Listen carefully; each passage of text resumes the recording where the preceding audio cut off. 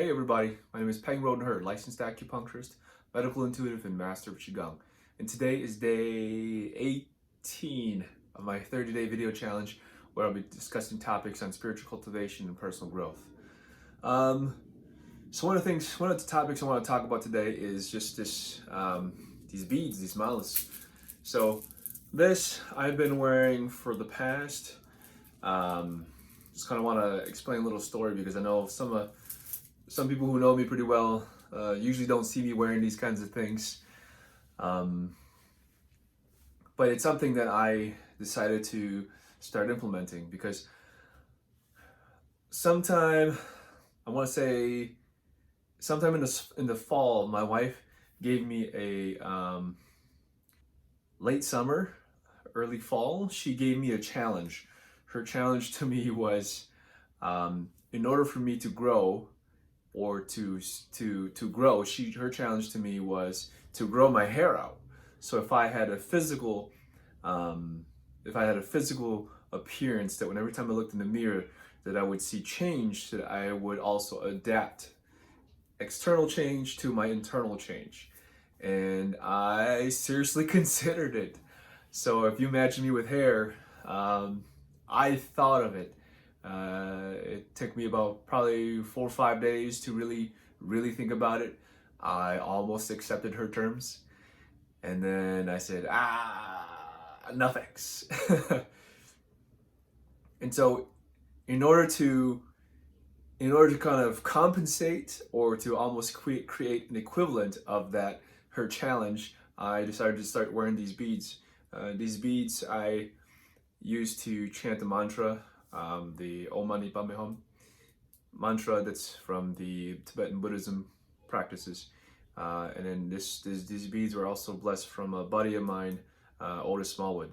So basically, this is to remind me, the mantra Om Mani Padme Hum is to remind me of compassion. And I put it on my right hand because my right hand is my punching hand. And also it's where I insert my needles. So every time I look at this is to help remind me of compassion. And so for me, this has been every day I put this on, and I also do the mantras. I also do the mantras every day, at least once a day, all the way through, from starting point all the way to starting point. So I usually do about once a day, is to help kind of change my energy. And the funny thing is, and my buddy Otis, we joked about this because when he taught me this mantra, I was training Muay Thai hardcore. I was doing like 6 days a week, and I was training pretty hard. And then when he taught me the mantra and he kind of passed it on to me, I started practicing it for one night, and then I said to him, so the following day, a couple days later, I went back to him and I said, hey man, the mantra's making me too nice. Because I was noticing that I saw openings when I was sparring, and I was noticing that I was hesitating. And he started laughing, because in Muay Thai, you have to be, when you're sparring, you're fighting, your game plan is you see an opening, you take it. And it made me nice. So I said, this is making me too nice. I can't do this right now. So we both laughed about it, and that was that. So basically, I'm restarting this in order to meet the challenge that my wife asked of me, and this is to help remind me of to practice compassion every day. So every time I put it on, it's to remind me of compassion. So whatever it is that you have, try to have something. People wear jewelry, whatever, rings, garbs, whatever the case may be. Find something that you have that when you wake up and you see, it reminds you. It's a symbolism. It's not necessarily the symbol itself. It's what that symbol means to you.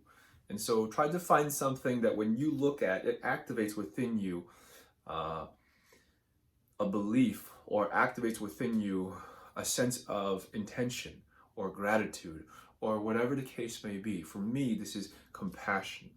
So compassion for where people are at in order to meet them where they're at, and also compassion for their struggles, to have compassion for their struggles. Because for me, the warrior, the soldier paying is just like, shh, you know, you suffering, that's your fault because you created that problem.